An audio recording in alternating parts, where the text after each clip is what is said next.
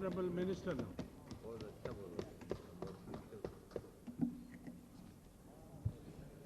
The more you speak, the more would be the billing. उपाध्यक्ष जी, मैं सभी माननीय संसद सदस्यों को बहुत बहुत धन्यवाद देना चाहता हूं कि उन्होंने इस चर्चा में आज के डिमांड्स के ऊपर में हो रही जो कम्युनिकेशन 6 साल के बाद 1994 में कम्युनिकेशंस के ऊपर में डिबेट हुई थी और 6 साल के बाद आज हो रहा है और इसमें सभी जिन माननीय सदस्यों ने चर्चा में भाग लिया है उनको भी मैं धन्यवाद देना चाहता हूं। और मैं जानता था कि यदि टाइम सही मतलब थोड़ा लेट काफ़ी हो गया है, यदि दिन में 12 बजे से शुरू हो जाता तो काफ़ी माननीय संसद सदस्य इस पर चर्चा में भाग लेते और मेरी भी इच्छा थी कि एक बार इसके ऊपर में चर्चा जरूरी था और मैं स्वयं चाहता था कि और भी माननीय संसद सदस्य रहते तो उनकी समस्याओं को जानने का भी मौका मिलता और अपनी बात को भी कहने का मौका मिलता। लेकिन मैं इतना विश्वास दिलाना चाहता हूं कि मैं कोशिश कर रहा हूं कि हर स्टेट के जो मेंबर ऑफ पार्लियामेंट हैं उनसे मैं अलग अलग जो है बात करूं और जब उनको बुलाऊं उनके सामने में जो स्टेट के अफसर्स रहें वो भी रहें मौजूद, जो हमारे डिपार्टमेंट के अफसर्स रहें वो भी मौजूद रहें और उसके बाद जो है सामने में ही, क्योंकि बहुत सारी चीज़ें आपने ठीक कहा कि अब हम लोगों के पास में जितना काम है उस काम में सारे के सारे लोगों को इस पक्ष के या उस पक्ष के लोग हैं, काफ़ी लोगों को सरकार में रहने का अनुभव है। हम चाहेंगे भी, कोई भी मिनिस्टर चाहे भी तो प्रत्येक कागज़ को या डिमांड्स को अपने से आप जा नहीं सकते हैं, देख नहीं सकते हैं और उसमें डिले होता है तो आपकी भी शिकायत होती है।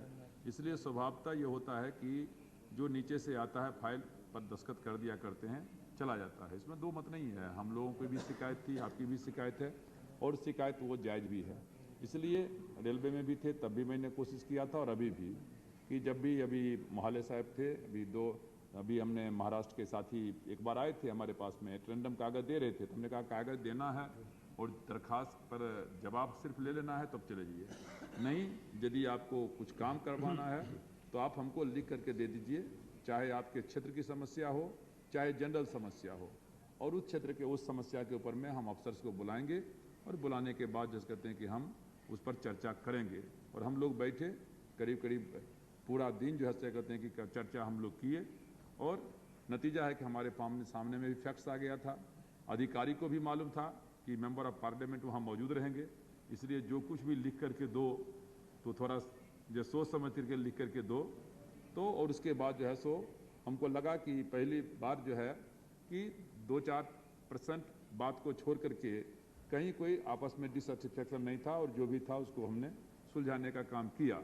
तो हम चाहते हैं कि इसी तरीके से जितने भी मेंबर्स ऑफ पार्लियामेंट हैं हर स्टेट्स के, उनके साथ में बैठ करके और फिर जो है सो एक एक करके समस्या का वहीं निदान करते चले जाएं, जिससे कि ये जो कागज़ में लिखा पढ़ी और फिर जो है निगेटिव में जवाब जाए और फिर उसके ऊपर में जो है सो ये इसका क्या कहते हैं कि ख़त्म होना चाहिए।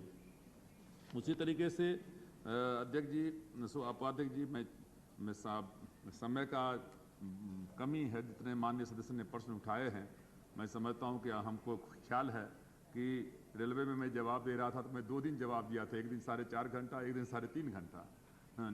और रेलवे के जैसा उससे भी ज़्यादा ये जटिल है, क्योंकि वहाँ पे रेलवे लाइन एक चलता है तो 50 किलोमीटर तक चला जाता है, यहाँ 500 किलोमीटर तक चला जाता है। यहाँ तो 500 किलोमीटर में कितने पोस्ट ऑफिस हैं और कितने एक्सचेंज ऑफिस हैं और सबकी अपनी अपनी जो समस्या है, अलग अलग समस्या है और उन समस्याओं के ऊपर में जिक्र करने में काफ़ी समय लग जाता है। लेकिन जो मोटी मोटी बातें हैं मैं उनकी तरफ में ध्यान आकृष्ट करना चाहूँगा। एक तो पहली बात है कि हमारे पास में जो 2 विभाग, ये दोनों विभाग हैं, एक तो डाक विभाग है और दूसरा हमारे पास में जो है वो टेलीकॉम डिपार्टमेंट है। और जो डाक विभाग है वो डाक विभाग जो है वो बहुत ही हमारे यहाँ टेलीकॉम डिपार्टमेंट में, जैसा कि मैंने चैलेंज के साथ में कह दिया कि ना हमारे पास में इक्विपमेंट्स की कमी है। अभी हमने पहली बार भारत के इतिहास में आज़ादी के बाद SSA लेवल के अफसर को हमने बुलाया, क्योंकि ग्राउंड रियलिटी जो है वो ज़मीन पर है और नॉर्थ ईस्ट का हमने संतोष मोहन देव जी हमने अलग बैठक किया, जा कर के हमने बैठक किया शिलोंग में, फिर हमने एक आसाम में बैठक किया। वहाँ के अफसर को वहाँ बुलाया कि चूँकि वहाँ से आने में उनको काफ़ी दिक्कत होती है, और फिर वहाँ का मामला को हमने वहीं सॉल्व करने का काम किया।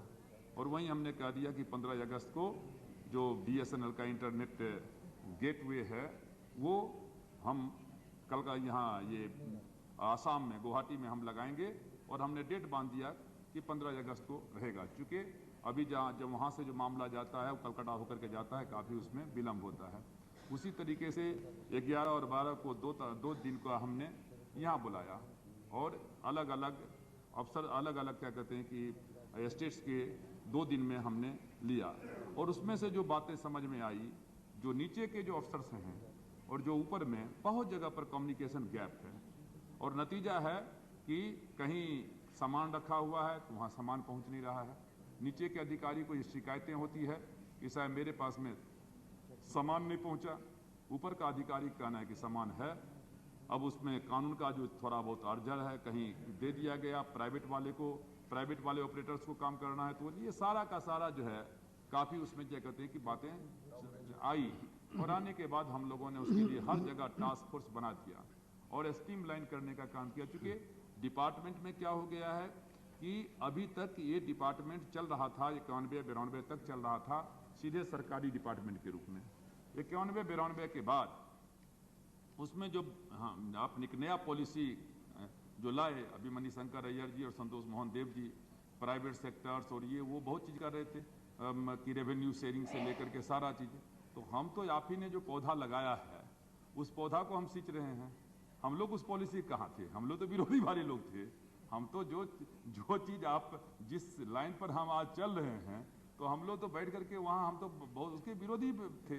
लेकिन जब एक बार आपने फ्लड गेट को खोल दिया, तो जब फ्लड गेट को खोल दीजिएगा और कहिएगा खिड़की का दरवाजा बंद रखो, तो वो तो होने वाला नहीं है। तो आपने जब 1991 में फ्लड गेट खोल दिया और कंपटीशन में ले आए, DTS को भी, DOT को भी ले आए, प्राइवेट सेक्टर को भी ले आए, तो अब कहाँ रहने वाला है मामला? घोटाला हुआ उसकी जांच कराएंगे, इन्होंने जो बताया। एक एक करके हम आ रहे हैं ना, बोलिए बात की कभी एक एक करके आ रहे हैं। तो इसलिए मैंने कहा कि मैं एक पॉलिसी की बात कर रहा हूँ, मैं आपकी बात आना, और अच्छी बात है। देखिए मैं डिपार्टमेंट को भी कहता हूँ कि साहब यदि आप 50 साल तक आप गांव में टेलीफोन लगा दिए रहते, हर गांव में टेलीफोन लगा दिए रहते, तो आज क्यों जरूरत पड़ती प्राइवेट सेक्टर से हमको या किसी को सोचने का? इसका मतलब है कि जो पब्लिक सेक्टर से है या जो गवर्नमेंट का सेक्टर से है, वो अपने जवाबदेही को, दायित्व को निभाने का काम नहीं किया, और उसका नतीजा हुआ कि आज है सरकार को पॉलिसी चेंज करना पड़ा। और आज क्या कहते हैं, फ्री कंपटीशन इक्वल लेवल जो कहते हैं फील्ड, कि सबको समान अवसर पर आओ, और एक कंपटीशन शुरू है। अब उस कंपटीशन में अच्छाई भी है, उस कंपटीशन में बुराई भी है। 3 साल ITI की बात आपने कहा, ITI को मैं जानता हूं कि ITI जो है प्रेस्टिजियस हमारा इंस्टीट्यूशन है, लेकिन 3 साल पहले तक वही ITI घाटा में जा रहा था। लेकिन जब 3 साल में अब उनको पता चला कि नहीं, अब तो फ्री कंपटीशन आ गया है, अब तो हमारी छटनी होने वाली है, जी जान लगा करके वो काम कर रहे हैं और 3 साल से मुनाफा में है। हालांकि वो मुनाफा पहले के बनिस्बत मुनाफा में है, लेकिन जो सारा का सारा जो देखेंगे खर्चा उर्चा, उसमें भी घाटा में चला। अभी हम नैनी गए हुए थे अपने से चेक करने के लिए, हम गए थे रायबरेली, अपने से चेक करके आए। हम अपने वहाँ गए, ये बेंगलोर में गए, ITI में, ये तीनों जगह ITI की बात करते हैं, गए। अब वहाँ हम अपने चाहते हैं, और ये बात सही नहीं है। जो भी ITI में क्या कहते हैं कि जो भी उनकी कैपेसिटी है, उस कैपेसिटी का हम उपयोग कर रहे हैं, उनको हम देते हैं। हालांकि हमारे सामने में रिस्ट्रिक्शन है, हम यदि ITI को तो जैसे 35% हम देते हैं या 30% देते हैं, उससे अलावे बढ़ते हैं, तो प्राइवेट वाले कहते हैं कि साहब आप तो डिपार्टमेंट का हमारे ऊपर में क्लच लगाए हुए, आप कहते हो हमें फ्री, हमने सबको समान अवसर दे दिया है और फिर भी वहाँ रिजर्वेशन किए हुए हो, और हमको। इसलिए मैंने कहा कि ये कुछ समस्याएं हैं, लेकिन इसमें दो मत नहीं है कि काफ़ी क्या कहते हैं कि एक नया जो ट्रेंड आया है और जो पुराना ट्रेंड चल रहा था, इस दोनों में जो कम्युनिकेशन का जो स्ट्रीमलाइन होना चाहिए, वो स्ट्रीमलाइन क्या कहते हैं कि नहीं बन पाया। इस बात को हम भी क्या कहते हैं कि स्वीकार करते हैं। इसलिए आप मैंने कहा कि हमारे पास में 2 डिपार्टमेंट में है। एक डिपार्टमेंट जो है हमारा है डाक का है। ये जो डाक का डिपार्टमेंट है हमारा, ये बहुत ही गरीब डिपार्टमेंट है। इसमें 87% जो पैसा है ये तो सैलरी वगैरह ये सारा का सारा चीज उसमें चला जाता है।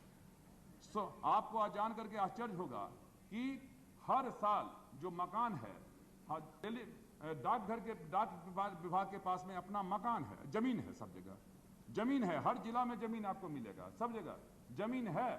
लेकिन फंड कितना मिलता है साल में? साल में 25 करोड़ रुपया उसको मकान बनाने के ऊपर में मिलता है। 25 करोड़ रुपया, 25 करोड़ रुपया मकान बनाने पर। और किराया के मकान में कितना देना पड़ता है? 30 से 35 करोड़ रुपया। 30-35 करोड़ रुपया किराया में हर साल जाता है जो रेंटेड बिल्डिंग्स है, और इसमें इनको क्या कहते हैं कि ये है। उसी तरीके से जो हमारे मान लेते हैं कि जो नंबर ऑफ पोस्ट ऑफिसेज जो हैं, अब 1,54,149 क्या कहते हैं कि पोस्ट ऑफिस हमारे हैं। अब जो पोस्ट ऑफिस है, जो आपने कहा कि ईडी जो हमारे हैं, ईडी एक्स्ट्रा डिपार्टमेंटल, हम लड़ रहे हैं उसके लिए। हम जानते हैं कि हम लोग तो गांव से आए हैं। हम जानते हैं कि जो गांव का डाकिया है, जो गांव का पोस्टमैन है, गांव के डाकिया से कोई ज्यादा क्या कहते हैं कि मेहनत नहीं करता है। एक डाकिया को जाना पड़ता है 5 किलोमीटर, 6 किलो, 7 किलोमीटर। और हम लोग बचपन में थे तो वो देखते थे घुंघरू बांध करके और कंधा पर भाला लेकर के और दौड़ते रहता था। अंग्रेज के जमाने से काम कर रहा है। हम लेबर मिनिस्टर हैं, रहे हैं। लेबर मिनिस्ट्री का जो लॉ कहता है, उसके लॉ के मुताबिक है कि जो काम परमानेंट नेचर का हो, उस परमानेंट नेचर का जो काम होता है उसमें आप एड हॉक अपॉइंटमेंट नहीं कर सकते हैं। उसको आप डेली वेजेज पर नहीं रख सकते हैं, उसको परमानेंट आपको करना होगा। लेकिन फिर भी अभी तक वो परमानेंट नहीं है। अभी भी 2 तारीख को वो दिए हुए है, नोटिस दिए हुए है कि साहब हम जो है कहते हैं कि आंदोलन करेंगे। और हम जानते हैं कि उनकी मांग क्या कहते हैं कि उनकी मांग जो है कहते हैं कि जायज है। लेकिन अब प्रॉब्लम ये नहीं है कि उनकी मांग का है, मांग है कि उनके हम रेल मंत्री थे तो 57,000 कैजुअल लेबर को हमने एक कलम से हमने परमानेंट कर दिया था। और कह दिया था कि 31 दिसंबर के बाद 1 जनवरी को जो भी मजदूर काम कर रहा है, यदि उस मजदूर को हमको मालूम पड़ गया कैजुअल लेबर को कि उसको परमानेंट नहीं किया है, तो हम सीधे जनरल मैनेजर को सस्पेंड करेंगे। और एक भी कोई नहीं बचा। ये बैठे हुए हैं रूपचंद पाल जी, बैठे हुए हैं। 1990 में हमने कानून बना दिया था कि पहले था प्रोविडेंट फंड, कितना दिन था, 30 दिन या 60 दिन या कितना, 6 महीना के बाद मिलता था। हमने कहा क्यों 60 दिन रहेगा? एक दिन भी मजदूर काम करेगा तो प्रोविडेंट फंड का उसको पैसा मिलेगा। और हमारे अफसर ने कहा कि सर ये कैसे होगा, 30 दिन का रखें। हमने कहा क्यों 30 दिन का रखेंगे? रजिस्टर तो मेंटेन करो, एक दिन का पैसा। और एक दिन भी, और काम अभी चल रहा है, एक दिन भी मजदूर क्या कहते हैं कि जो काम करता था उसको मिला। जितने बीड़ी मजदूर थे, बीड़ी मजदूर के लिए कर दिए। हम चाहते हैं उनके लिए भी, जो ईडी कर्मचारी हमारे हैं, और वो उनकी समस्या जायज समस्या है, और उनके लिए हम फाइल भी आगे बढ़ाए हुए हैं। फाइनेंस मिनिस्टर को हमने क्या कहते हैं कि अपने से लिखने का काम किया है। लेकिन हम जानते हैं कि सरकार के सामने में भी लाचारी है, और जो मजदूर हैं तो इसलिए नहीं लड़िए नहीं। हमने कहा कि हम तो I will be the happiest क्या कहते हैं कि मिनिस्टर, यदि वो लागू हो जाए तो हमसे ज्यादा कोई क्या कहते हैं खुशनसीब क्या कहते हैं कि मंत्री नहीं होगा। उस दिन हम सबसे ज्यादा क्या कहते हैं कि हैप्पीएस्ट होंगे, और हम कर रहे हैं। लेकिन जो हालत है, जिस तरीके जैसे मैंने कहा कि जो गवर्नमेंट आपने पॉलिसी बना दिया, अब वो जो ओपन पॉलिसी बना दिया है, वो कंपटीशन का पॉलिसी। अब ईमेल आएगा तो गांव में चिट्ठी भी अब ईमेल के द्वारा जाएगा, चिट्ठी भी जाएगी क्या कहते हैं कि वो उसी के ऊपर में। तो स्वाभाविक है जो फ्यूचर का प्रोस्पेक्टस है, तो डिपार्टमेंट जो गवर्नमेंट देखती है वो फ्यूचर के अनुपात में देखने का काम करती है। अब हमने कहा दिया कि आपने कहा दिया कि डाकघर खोलने का क्राइटेरिया, डाकघर खोलने का 3 क्राइटेरिया था पहले। 3 किलोमीटर होना चाहिए, 3000 का पॉपुलेशन होना चाहिए, और इकोनॉमिक जो है उसका क्राइटेरिया, इकोनॉमिक क्राइटेरिया फुलफिल होना चाहिए। कम से कम 33%, 1/3 उसका रेवेन्यू आना चाहिए, 1/3 रेवेन्यू आना चाहिए। हमने रेवेन्यू वाला मामला खत्म कर दिया। हमने कहा दिया कि रेवेन्यू वाला मामला खत्म। अब हमने रखा कि 3 किलोमीटर और 3000 उसका कहते हैं पॉपुलेशन, 2 रखा है। उसके अलावा हमने कहा दिया कि जहां कहीं 300 की आबादी है, 300 की आबादी, हमने कहा दिया हर 300 की आबादी वाले गांव में एक क्या कहते हैं कि लेटर बॉक्स रखो। और वो सब जगह जारी 25,000 से ज्यादा डिस्ट्रीब्यूट हो चुका। कि हमने कहा कि उसको रखो 3000 से क्या 300 से ज्यादा है, और जो गांव का डकिया है वो गांव का पोस्टमैन जो है वो चिट्ठी लेकर के सब जगह जाएगा। उसके पास में हमने कहा कि इनके पास में थोड़ा स्टाम्प दे दो, इनके पास में इन्वेलप दे दो, और 10% 5% जो भी डिपार्टमेंट चाहे कमीशन दे दे। चूंकि हम उससे एक्स्ट्रा काम लेंगे तो उसको एक्स्ट्रा हमको देना पड़ेगा, और जाकर के लोगों को ये बचत हो जाएगा कि लोग वहां से दूसरी जगह जाना नहीं पड़ेगा। नदी नाला पार करके, एक साथी हमारे ठीक कर रहे थे कि मामला 3 किलोमीटर का भी मामला देखना पड़ेगा, स्पेशल केस उसके लिए बनाना पड़ेगा। 3 किलोमीटर में यदि 3 गो नदी है कोसी के इलाके में, या कहीं रेगिस्तान का इलाका है, पहाड़ का इलाका है, यदि पहाड़ के इलाका में ऊपर में है और नीचे में गांव है, तो उसको 3 किलोमीटर चढ़ने में और जाने में क्या कठिनाई, 3 दिन लगता है। तो वो समस्याएं हैं। लेकिन जैसा कि मैंने कहा कि जन्म भर के कोर को एक एतबार में साफ नहीं कर सकते हैं। दुर्भाग्य से जब हम लोग आए हैं तो सारा का सारा जो है, जो गवर्नमेंट का जो कॉम्पिटिटिव युग आ गया है। अब इस कॉम्पिटिटिव युग में हर चीज को मुनाफा के दृष्टिकोण से देखा जा रहा है। जो वेलफेयर स्टेट का हमारा कॉन्सेप्ट था, वो वेलफेयर स्टेट का कॉन्सेप्ट पीछे चला गया है, और इसके लिए मानते हैं कि उसमें चला गया है। अब हम कंपटीशन के युग में आ गए, तो जो मुनाफा कमा करके देता है, अब आपका इंडियन एयरलाइंस है, सहारा एयरलाइंस है, जेटी एयरलाइंस है, कंपटीशन है। उस कंपटीशन में इंडियन एयरलाइंस में भी सुधार आ रहा है, कुछ नहीं सुधार आ रहा है तो खत्म हो रहा है। तो उसी तरीके से ये कॉम्पिटिटिव युग में हम पहुंच गए हैं। लेकिन जहां तक जो आपने कहा कि जो मानते हैं कि डाक विभाग का है, डाक विभाग में हम अपने मॉनिटरिंग कर रहे हैं। चिट्ठी का मामला है, अब हम हमारे अपने यहाँ डाक विभाग का हमारा जो डिपार्टमेंट है, टेलीकॉम डिपार्टमेंट, वो उसका जो है 3-4 बंडल पकड़ाया गया, 3-4 बंडल पकड़ाया गया यहाँ दिल्ली में, वो बिल। और वो बिल किससे पकड़ाया गया? कुरियर सर्विस से। वो डिपार्टमेंट का नहीं था, कुरियर सर्विस का था। मैंने अपने डिपार्टमेंट वालों से पूछा, हमने कहा कि कुरियर सर्विस को कितना पैसा मिलता है? तो कुरियर सर्विस को मिलेगा 3 गुना 4 गुना ज्यादा। हमने कहा 3 गुना 4 गुना ज्यादा मिलता है तो उतना ही पैसा तुम अपने डिपार्टमेंट को क्यों नहीं देते हो? कभी कभी हम लोगों को सोचने की जरूरत है। हम सोचना भी चाहिए। हमारा अपना इंडस्ट्रीज है, कार का इंडस्ट्रीज, हम उस कार के इंडस्ट्रीज को क्या कहते हैं, वो कार का जो मारुति कार है उसका हम उपयोग नहीं करेंगे। हम क्या कहते हैं करेंगे, प्राइवेट कार का क्या कहते हैं उपयोग करते हैं। तो इसलिए जो मान लेते हैं कि डिपार्टमेंट हमारा अपना डिपार्टमेंट है, उस डिपार्टमेंट को कैसे बढ़ावा दिया जाए, और इसके लिए हम लोग क्या कहते हैं, मैंने कहा कि हम हर संभव उसके लिए कोशिश करने का काम कर रहे हैं। सर अभी तो इनका मेन तो इनका आया नहीं अभी। इनका जवाब लिखित दे दीजिए। उसे इसीलिए जवाब पर पहुंच रहे हैं। हाँ, क्या इम्पीचमेंट? हाँ, इम्पीच फंड का है। आपने कहा इम्पीच फंड के लिए, उसके लिए भी मैंने सोचा है। देखिए क्या है कि हमारे यहाँ जो गांव में है, वो गांव में जब तक डिपार्टमेंट का, जहां डिपार्टमेंट का हमारा है post office, branch post office है, सब पोस्ट ऑफिस है, जहां या हेड पोस्ट ऑफिस है, जहां इस टाइप के पोस्ट ऑफिस हैं, जहां सरकारी कर्मचारी हमारे हैं, वहां तो यदि जमीन है तो उस जमीन पर एमपी के फंड से हम क्या कहते हैं कि स्पीकर साहब से कहेंगे, आग्रह करेंगे, वहां तो आपके फंड का यूटिलाइजेशन हो जाएगा। लेकिन जहां प्राइवेट लोगों के पास में मकान है, गाइडलाइन में रोक है कि सरकारी ऑफिस किसी हालत में उस फंड से नहीं बनेगा। गाइडलाइन में वही हमने कहा ना, हमने कहा कि उसको चेंज करना पड़ेगा। उसको जमीन रहेगा सरकार, जैसे आप मकान है, जैसे स्कूल का मकान में, तो स्कूल का भवन में हम देते हैं, तो स्कूल का भवन भी तो सरकारी ही होता है। तो यदि स्कूल के भवन में हम पैसा दे सकते हैं तो गांव में पोस्ट ऑफिस में क्यों नहीं दे सकते हैं? वो लेवल क्रॉसिंग के बारे में, हाँ, लेवल क्रॉसिंग का शुरू हो गया। तो इसलिए लेवल क्रॉसिंग का जब शुरू हो गया तो उसमें तो गाइडलाइन कोई कोर्ट ने नहीं बनाया है। गाइडलाइन क्या कहते हैं कि यहाँ से कमिटी यहाँ बनी हुई है, स्पीकर साहब क्या कहते हैं कि हैं यहाँ से है, उसमें क्या कहते हैं कि उसमें चेंज किया जा सकता है। इसमें कोई क्या कहते हैं कि दो नहीं है। तो इसलिए मैंने कहा कि जो हमने ये 300 गांव पर हमने कहा है पोस्ट ऑफिस में क्या कहते हैं कम से कम वहाँ रहेगा। दूसरी चीज हमारा जो है, दूसरा डिपार्टमेंट हमारा जो है, जो टेलीकॉम डिपार्टमेंट है, इस टेलीकॉम डिपार्टमेंट में जैसा कि हमने कहा कि ये हम लोग पुराना साल हमारा खत्म हो गया है, हम नए साल में यहाँ नए फाइनेंशियल ईयर में हुए हैं, और हमको संतोष भी है और कहीं कहीं मानते हैं कि हमको दुख भी है। संतोष इस बात का है कि जो हमारा टारगेट है, एक टारगेट को छोड़ करके, और वो हमारा टारगेट जो है वो है बीपीटी का, विलेज पंचायत, जो विलेज पब्लिक टेलीफोन है।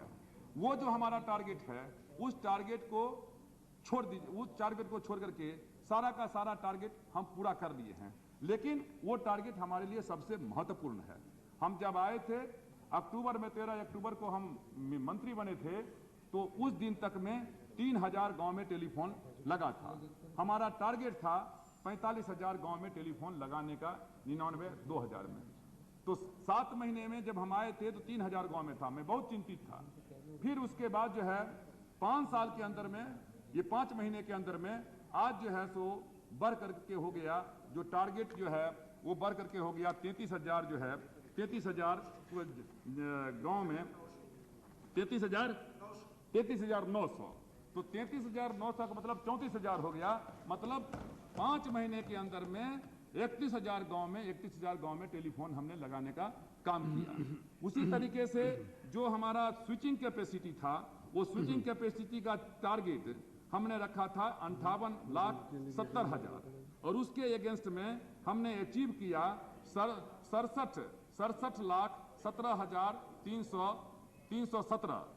जो टेलीफोन कनेक्शन का हमने लक्ष्य रखा था 45,50,000 का, और उसके अगेंस्ट में हमने अचीव किया 49,17,659।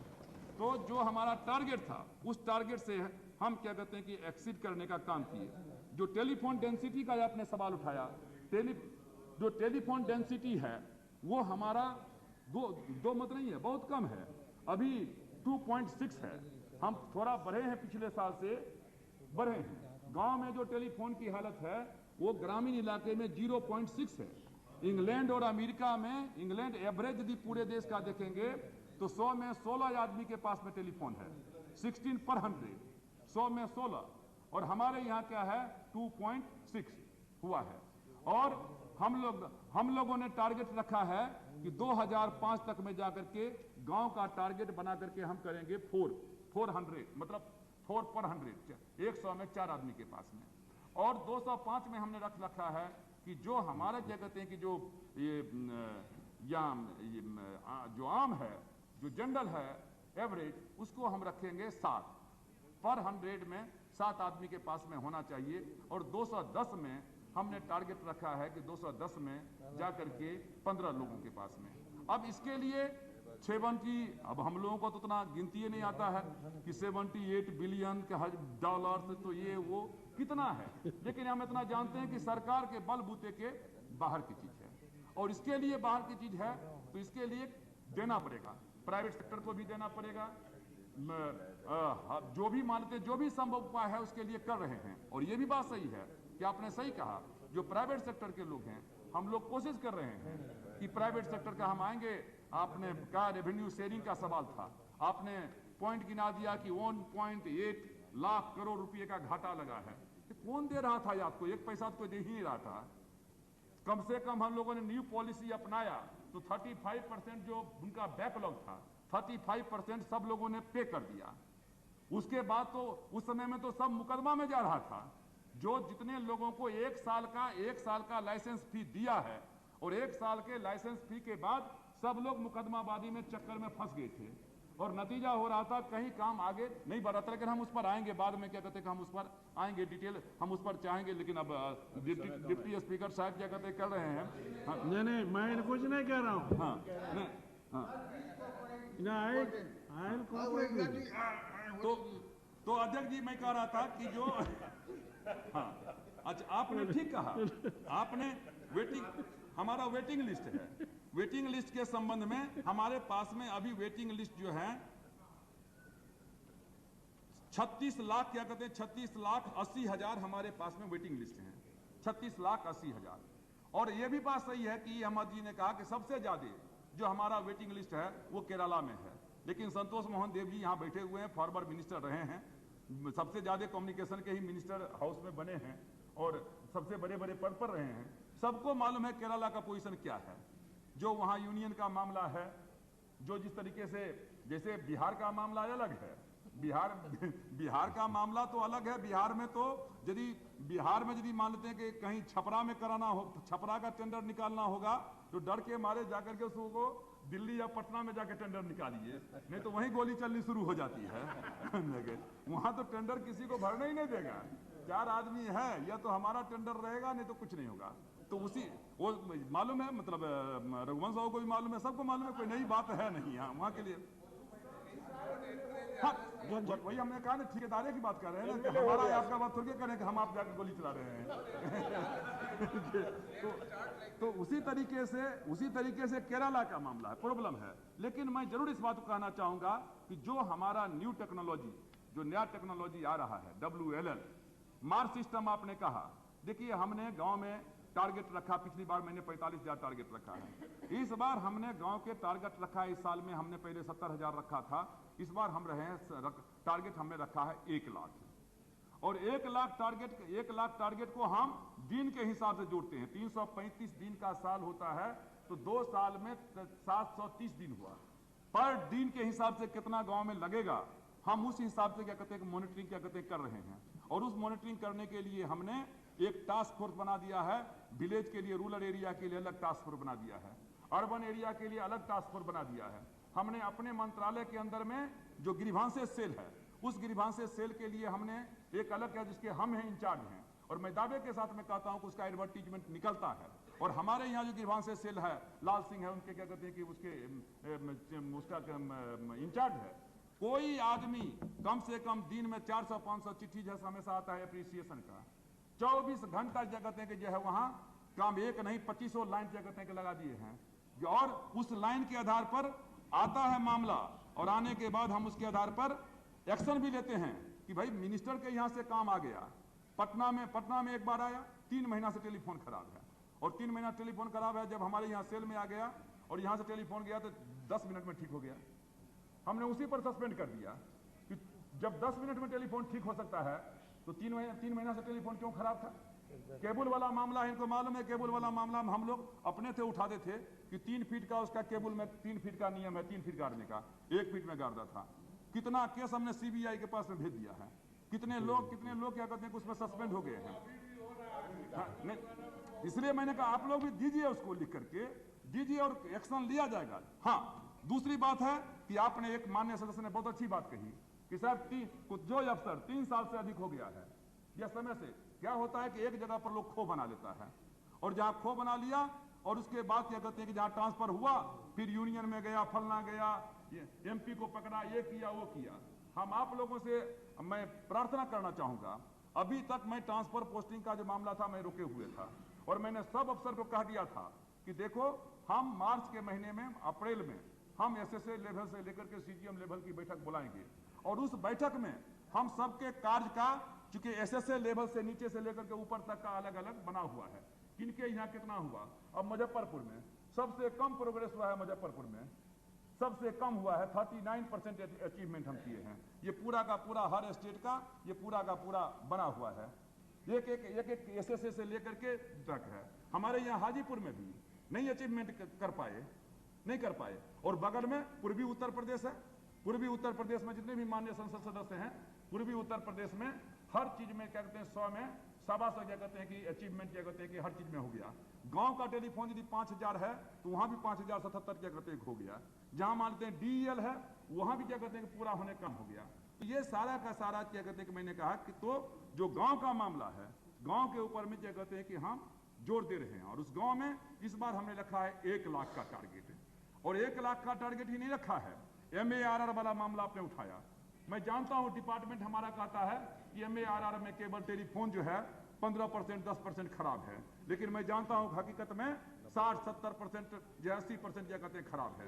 और इसीलिए मैंने ये 2,11,000 2 लाख जितने टेलीफोन हैं 3 लाख गांव में लगे हुए हैं, उसमें से 2,11,000 गांव में जो टेलीफोन है वो मार्च सिस्टम के अंतर्गत है, MARR के सिस्टम है, और उसको सबको हमने बदलने का निर्णय लिया है।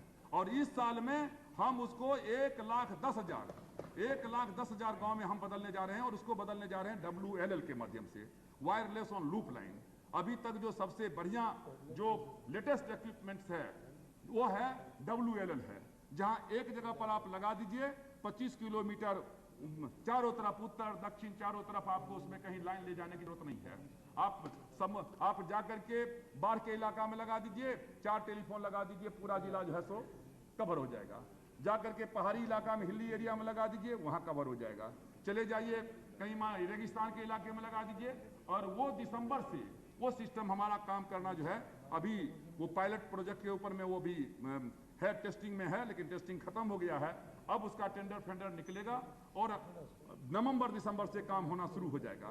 और जब नवंबर दिसंबर से काम होना शुरू हो जाएगा तो हम उस माध्यम से, हम जैसे होता है एकदम बिल्कुल राजधानी के रफ्तार से, जो पैसेंजर की गाड़ी चल रही है, राजधानी के रफ्तार से चला करके, और इस साल में 1,10,000 हम मार्च सिस्टम को भी हमको बदलना है, और 1 लाख गांव में नया टेलीफोन भी ये कहते हैं कि हमको लगाना है। और हम इसलिए चाहते हैं कि इस साल में हम इतने गांव में टेलीफोन लगा दें कि अगला साल में हमारे ऊपर में जो है फ्रंट लोड इतना तेज बढ़ा दें कि अगले साल के लिए जो हमने कहा है, अगले साल में हमारा टारगेट जो है कम बचे।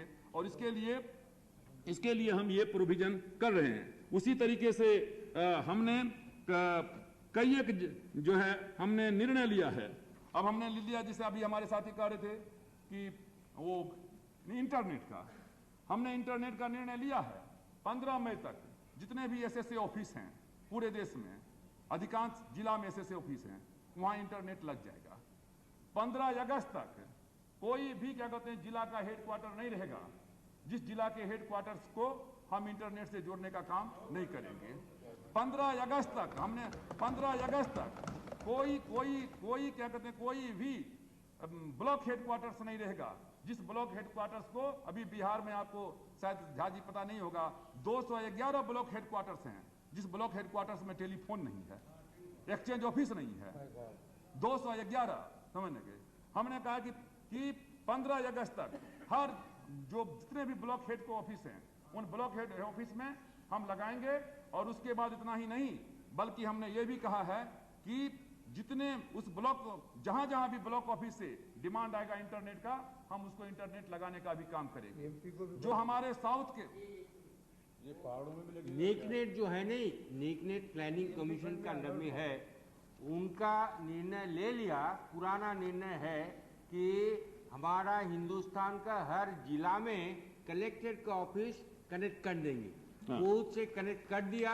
उनका निर्णय था ब्लॉक तक ले जाने के लिए जी। और दूसरा बात है BSNL, वो है सरकारी अंडरटेकिंग है, वो प्राइवेट इंटरनेट प्रोवाइडर जो है, आप किनका इस्तेमाल करेंगे वो इंटरनेट को स्प्रेड करने के लिए, BSNL को या नेकनेट को, ये प्राइवेट ऑपरेटर्स को। देखिए मैं बतलाता हूं आपका कि पहले मेरा जो पहले टारगेट है, मैं टारगेट को मैं बतला देता हूं।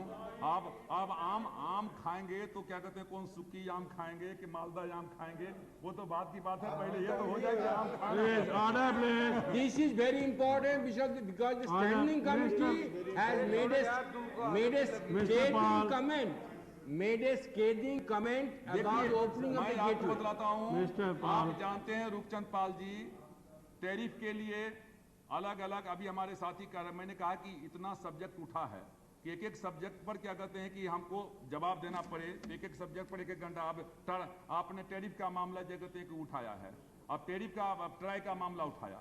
अब आपने कुछ साथियों ने कहा कि भाई पहले तो ट्राई क्या कहते हैं कि बना ही नहीं, आपने बना दिया, बनाने के बाद खत्म कर दिया, ट्राई खत्म हो गया। Try About internet service, which service you are going to provide? BSNL, Necknet or private operator? Mr. Ropchand Palji, you know, he has to yield you, he has not yielded.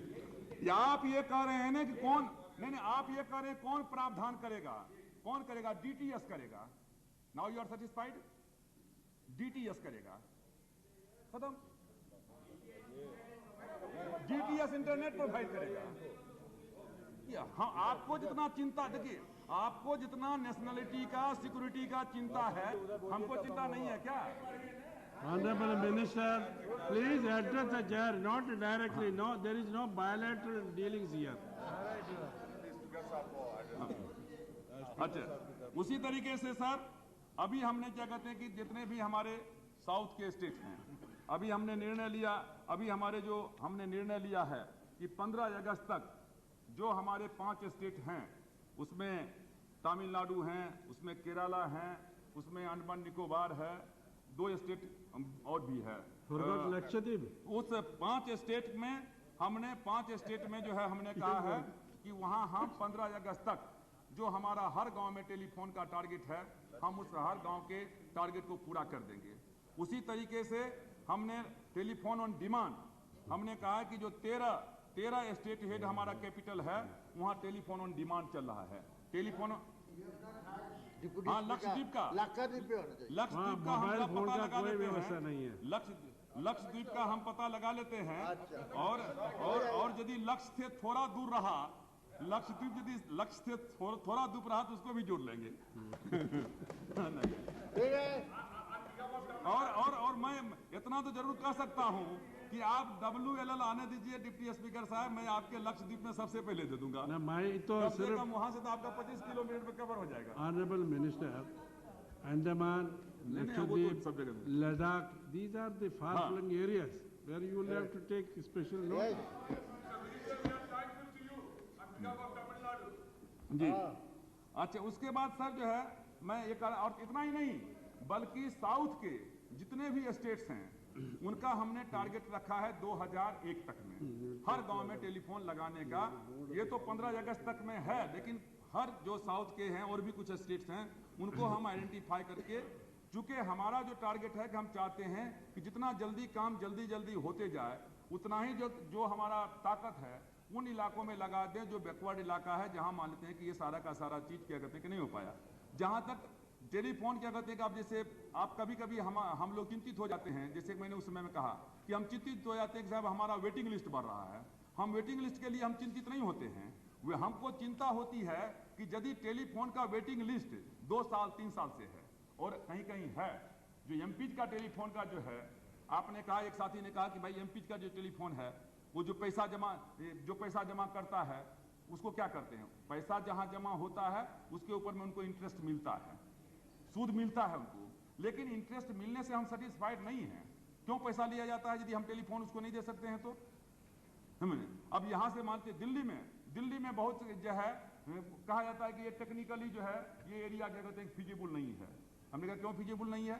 हम उसके लिए क्या कहते हैं कि प्रयत्नशील क्या कहते हैं कि हैं, लेकिन ये बात भी सही है कि एमपीज का हमारा जो रिकमेंडेशन किया हुआ, मिनिस्टर का रिकमेंडेशन किया हुआ, बहुत जगह पर क्या कहते हैं काफी जगहों पर जो है वो टेलीफोन क्या कहते हैं कि नहीं लग पाया है, नहीं लग। हाँ, May I ask one thing, sir? Sir. He is not yielding. Mr. Ahmed, kindly look at the box. That is why We are all waiting. That is Not why to I am. listen to him, but to listen to him. Sir. Have pity on all these He is people. not yielding. Only one thing. He is not Tamil Nadu yielding. is that Tamil Nadu 7.75 lakh. Please. Kerala 6.85 No. lakh. Will the Mr. government? You are a senior member. He is not yielding. Crash program of. How can you ask You a think we have no question? problem with our constituency? Okay, I withdraw. Then we also Please. start intervening. Major Kandori, you are 7.75 lakh. please. अध्यक्ष जी, सभापति जी, No, there is an established convention when anybody wants to seek any clarification, he should yield. He's not yielding. What shall I do? What can I do here? Sir दो important मुद्दा, एक migration package के संबंध में और एक संत वाहिनी के संबंध में। मैं विस्तार से मैं नहीं जाऊंगा, मैं उनका मेन पॉइंट क्या कहते हैं मैं आपके सामने रख देना चाहता हूं, क्योंकि तमाम माननीय सदस्य जो है बहुत हो रहे हैं और हमारे पीछे से भी हम ही को हो रहा है कि जल्दी सॉल्व कीजिए। ये माइग्रेशन पैकेज के संबंध में जैसा कि सदन को मालूम है और खास करके जो माननीय सदस्यों ने सब मुद्दे को उठाया उनको मालूम है कि 24 अक्टूबर 1998 को फिक्की की बैठक में प्रधानमंत्री ने इसकी घोषणा किया था। 20 नवंबर 1998 को जीओटी ग्रुप ऑन टेलीफोन का गठन हुआ और जिसके डिप्टी चेयरमैन उस समय प्लानिंग कमीशन के अध्यक्ष थे। 16 मार्च 1999 को जीओटी की सिफारिश के आधार पर न्यू टेलीकॉम पॉलिसी 99 बना। 26 मार्च 1999 को कैबिनेट ने इसकी स्वीकृति दे दी।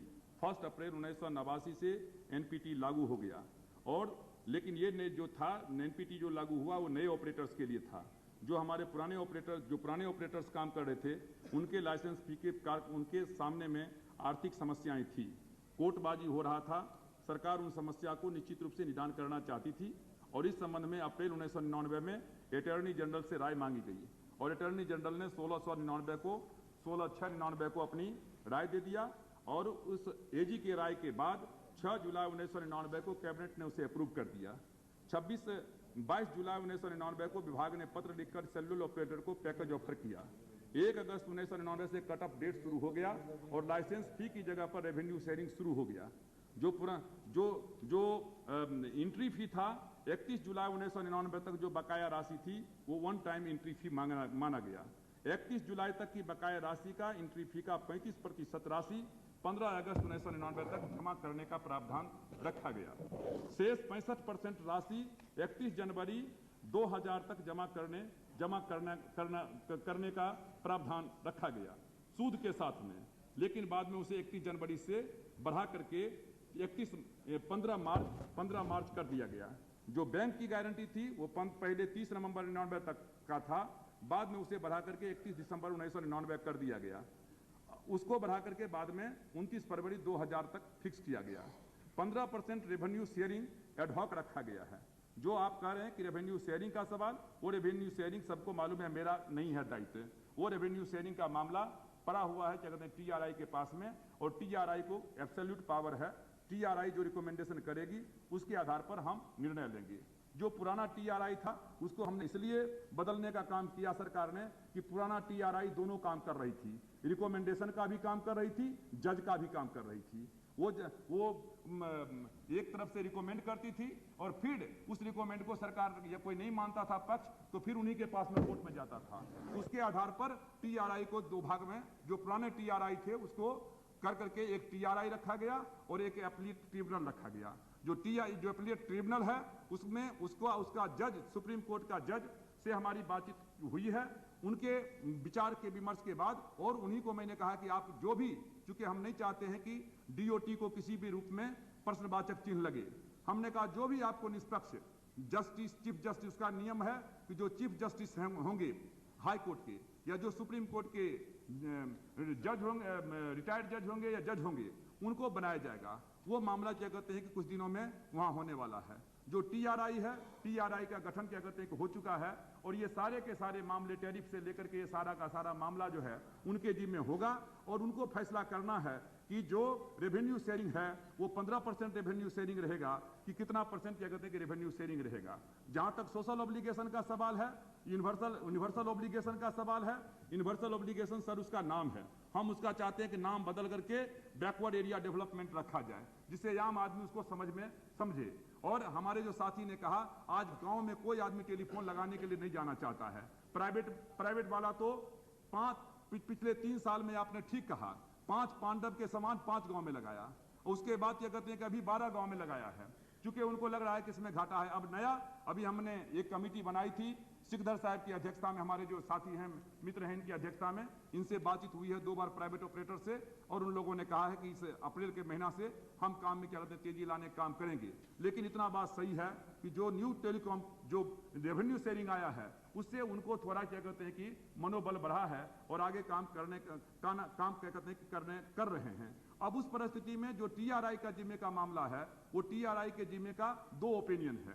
कुछ लोग चाहते हैं और उसमें कांग्रेस पार्टी भी सम्मिलित है, रेगुलेटर को बिल्कुल इंडिपेंडेंट रखना चाहती है। जो हमारे कम्युनिस्ट साथी हैं उनका क्या कहते हैं कि इसमें अलग क्या कहते हैं कि व्यू है।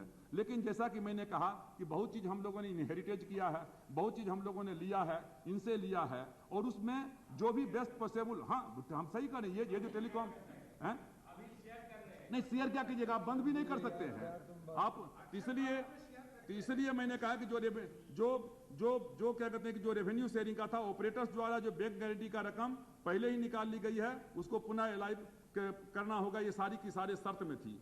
उसमें एक ये भी शर्त था जो न्यू टेलीकॉम जो ये पॉलिसी बनी उसमें कि किसी सेवा क्षेत्र में यदि एक ऑपरेटर पैकेज स्वीकार करता है और दूसरा नहीं तो दोनों ऑपरेटर्स को पुरानी लाइसेंस व्यवस्था के अनुसार काम करना होगा। ड्यू पॉली की जगह पर मल्टी पॉली लाइसेंस रिजम शुरू हो जाएगी। जो दो ही थे उनके जगह पर हो गया कि अब कंपटीशन 2 से अधिक भी क्या कहते हैं होगा। और चूंकि नए ऑपरेटर्स के लिए लाइसेंस फी की अवधि 20 साल कर दी गई, इसलिए बेसिक ऑपरेटर्स जिनकी लाइसेंस अवधि पहले 15 साल थी की लाइसेंस अवधि भी 15 साल से 20 साल कर दी गई। उसी तरीके से पुराने सेलुलर ऑपरेटर्स का भी लाइसेंस फी की अवधि 10 साल से बढ़ा करके 20 साल की गई कि चूंकि दोनों सब में एक समरूपता आवे।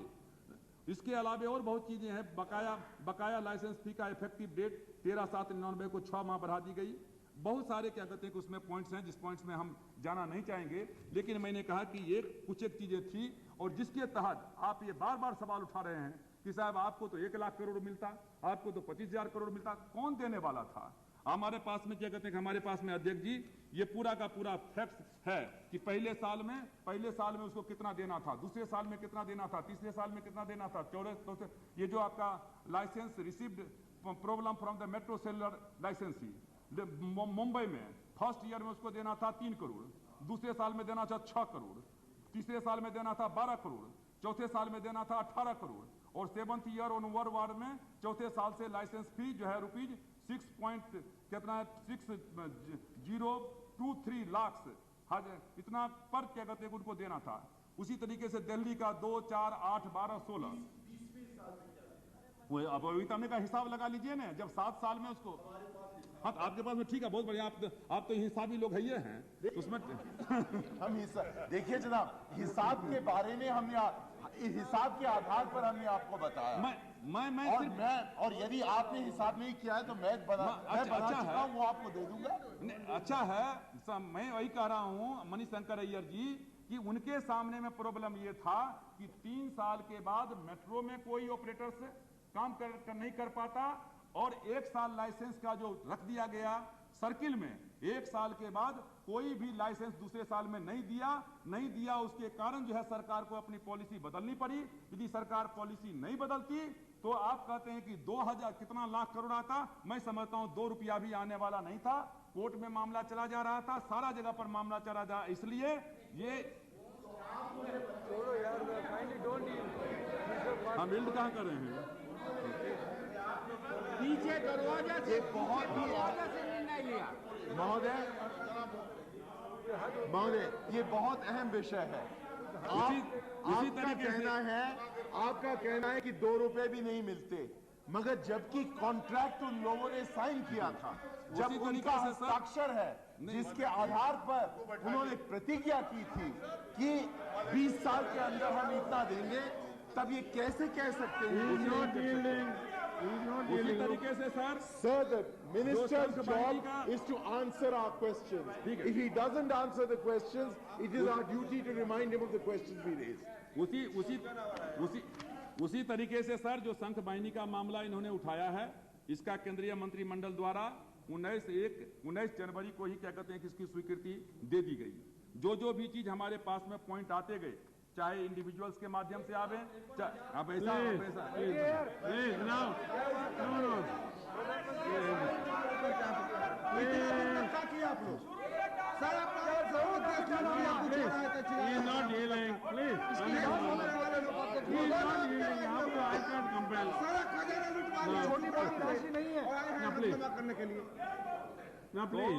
सर इसमें मेन पॉइंट मैं बता देना चाहता हूं कि केंद्रीय मंत्रिमंडल ने 19/1/2000 ज्वाइंट वेंचर जो कंपनी है उसमें दूरसंचार विभाग आईयू नेट कार्निज मेलन विश्वविद्यालय के अधीन जो स्थापित कंपनी है, इन्होंने कहा कि साहब वो कंपनी की स्थापना बाद में हुई, पहले क्या कहते हैं बना, दोनों तरफ से लोग मिले, दोनों तरफ से मिलने के बाद ये तय हुआ कि साहब हम एक नया कंपनी क्या कहते हैं कि बनाएंगे।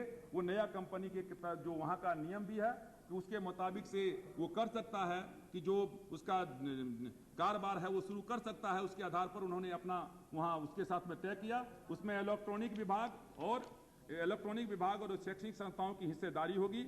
45% पूंजी दूर विभाग का होगा, 4% जो है भारत के जो शैक्षणिक संस्था हैं उनका होगा, 2% हिस्सा जो है सरकार के इलेक्ट्रॉनिक विभाग का है और 49% हिस्सा जो है आयु नेट की होगी। और कुल मिलाकर के जो है 51% जो पूंजी जो है वो भारत सरकार का इसमें होगा। जो इसमें कमेटी में मेंबर थे वो हर मिनिस्ट्री के, डिफेंस विभाग से लेकर के कोई ऐसा डिपार्टमेंट नहीं था जिस डिपार्टमेंट के कहते हैं कि नहीं थे। आप आप हमारे डिपार्टमेंट के अरुणाचलम जो 7 साल तक यहाँ भारत सरकार का सलाहकार रहा डिफेंस मिनिस्ट्री का, वो नहीं है। पीकेजी एमकेजी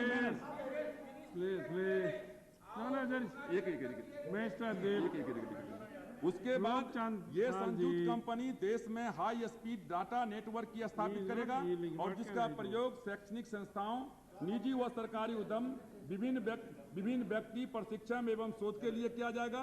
कंपनी की स्थापना के फलस्वरूप हाई स्पीड डाटा नेटवर्क में रिसर्च एंड डेवलपमेंट कार्य को प्रोत्साहन मिलेगा। इस परियोजना के बारे में जो आपने अभी कहा कि इंडियन टेलीग्राफ एक्ट का इसमें उल्लंघन हुआ है, बिल्कुल नहीं हुआ है। और उनका लाइसेंस टेलीग्राफ एक्ट के अधीन क्या कहते हैं कि दिया जाएगा। कंपनी एक्ट का उल्लंघन हुआ है, नो। और मैं जो चीज कह रहा हूं वो पूरा का पूरा क्या कहते हैं कि पूरा का पूरा क्या कहते हैं कि जिम्मेदारी के साथ में मैं कर रहा हूं।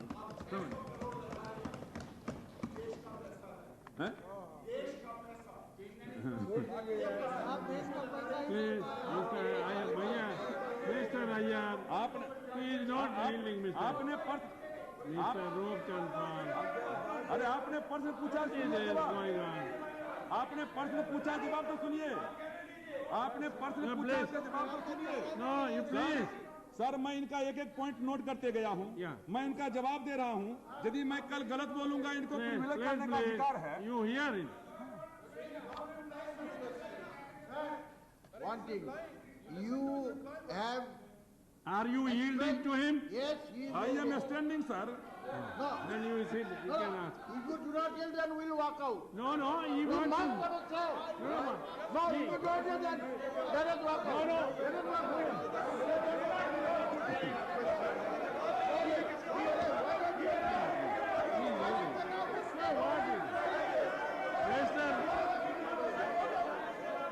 Mr. Paswan.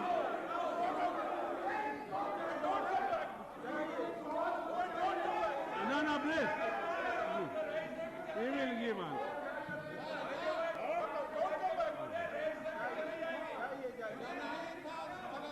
इनको जवाब सुनने की हिम्मत नहीं है। अध्यक्ष जी, इनको जवाब सुनने की हिम्मत नहीं है, इसलिए भाग रहे हैं यहाँ से।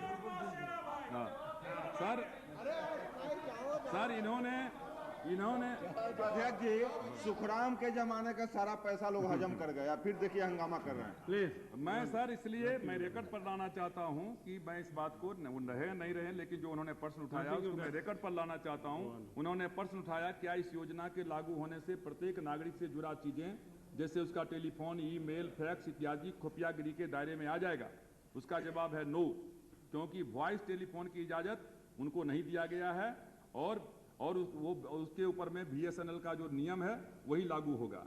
उसके बाद इन्होंने कुछ बातें कही है अरुणाचलम के संबंध में, डॉक्टर राजा रेड्डी के संबंध में, जो बातें इनको बोलनी नहीं चाहिए थी। डॉक्टर राजा रेड्डी और अरुणाचलम कोई मामूली व्यक्ति क्या कहते हैं कि नहीं है।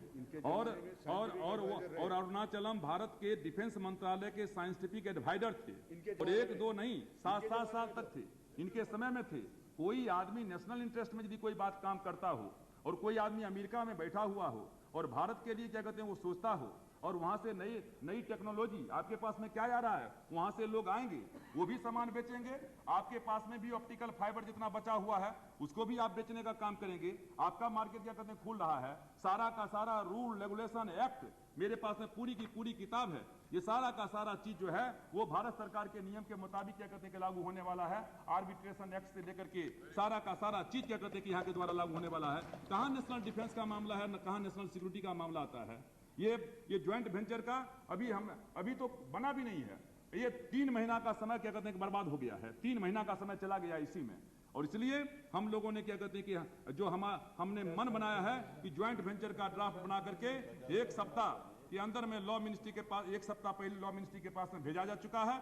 उसके अप्रूवल के बाद डिटेल फिजिबिलिटी और एस्टीमेट का अप्रूवल टेलीकॉम कमीशन से लिया जाएगा और उसके बाद ज्वाइंट वेंचर का एग्रीमेंट होगा। ज्वाइंट वेंचर एग्रीमेंट हस्ताक्षर होने के पश्चात संघ बाइन इंडिया लिमिटेड का रजिस्ट्रेशन कंपनी एक्ट के तहत किया जाएगा। अभी जैसा कि मैंने आपसे कहा कि जो IUNET है, DTS है और MIT है और एजुकेशनल इंस्टीट्यूशन है, वो इसमें शेयर होल्डर क्या कहते हैं कि होंगे।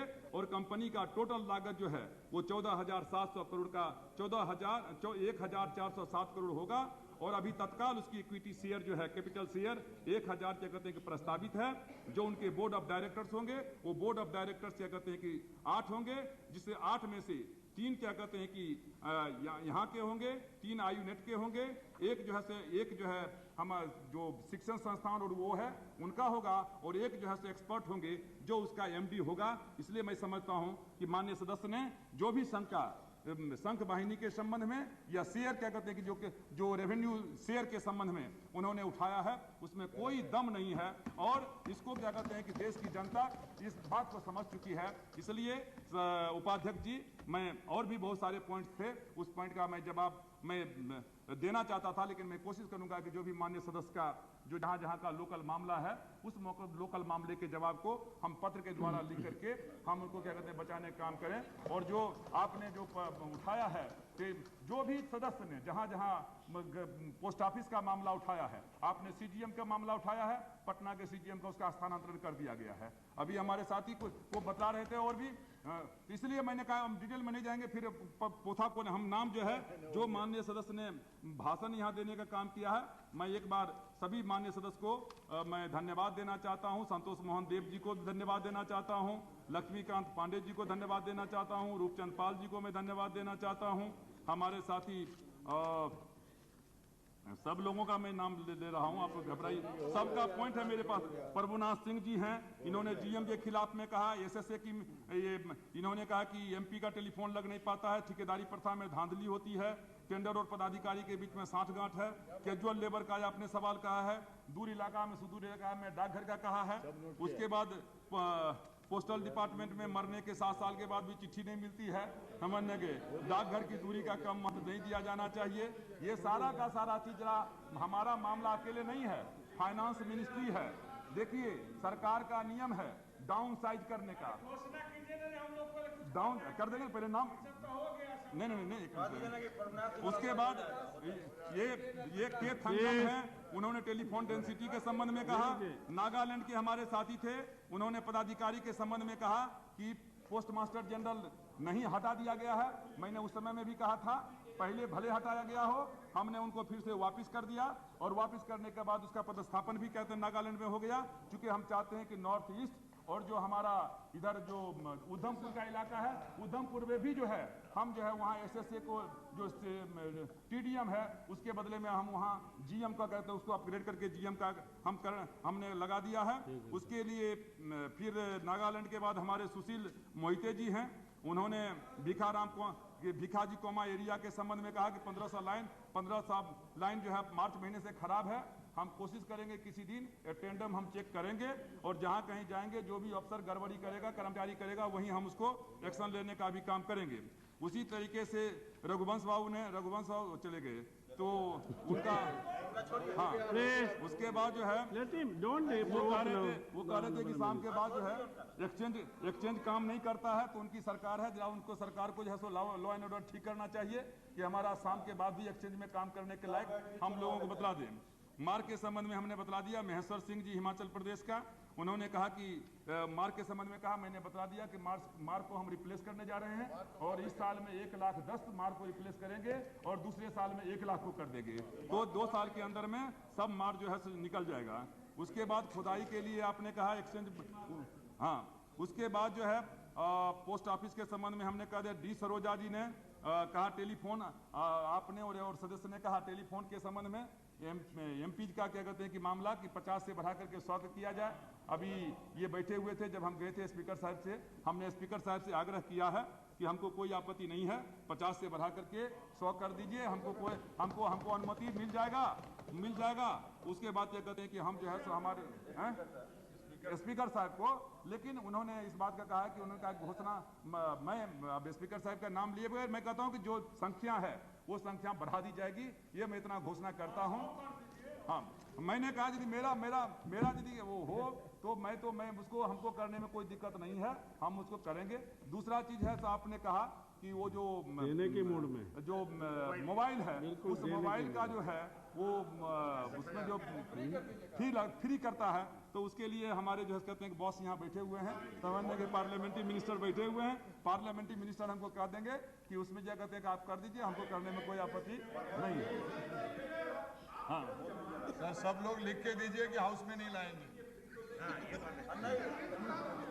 हाँ ठीक बात कहते हैं। देखिए यहाँ एक बात भी होती है कि जो फायदा लेने का होता है तो हर मेंबर फायदा ले लेते हैं, और जब क्या कहते हैं कि साधु बनने का सवाल होता है तो समझते हैं कि हम क्या कहते हैं कि साधु हो गए हैं, और कुछ दूसरे को समझते हैं कि इन्हीं लोगों का है। तो इसलिए पार्लियामेंट्री मिनिस्टर ने भी कहा हमको, हमने कहा कि हम लोग आज हम लोग सरकार में है, कल तक हम लोग अपोजिशन में थे, फिर मानते हैं कि हम लोग पब्लिक के रिप्रेजेंटेटिव हैं, जनता के दुख दर्द को हम लोग स्वयं समझते हैं। और जब हमने कहा है कि 2000 ईस्वी तक में हम देंगे टेलीफोन, तो एमपी यदि टेलीफोन देता है तो क्या बुरा करता है।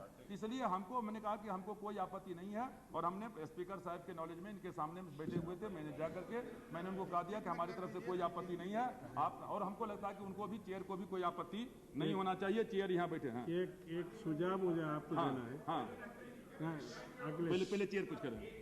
अखिलेश, अरे चेयर कुछ कहने जी अखिलेश, मैंने कहा ये संसद सदस्यों का काफ़ी शिकायत आई है जी मेरे पास आया कि एक हाई कोर्ट ने उनके ये जो ओवर बिल्डिंग और एरियर्स के बारे में उन्होंने जजमेंट भी दिया है। हाँ जी याद नहीं, मगर इसमें कोई दिक्कत है कि मेंबर्स का ये कहना है ओवर बिल्डिंग होने की वजह से उन्होंने वो सेटल नहीं हुआ, इसलिए वो बिल पेमेंट नहीं हुआ, और साथ साथ उसमें आप सरचार्ज भी लगाते हैं। ऐसा ही उनका कई साल तक होता है।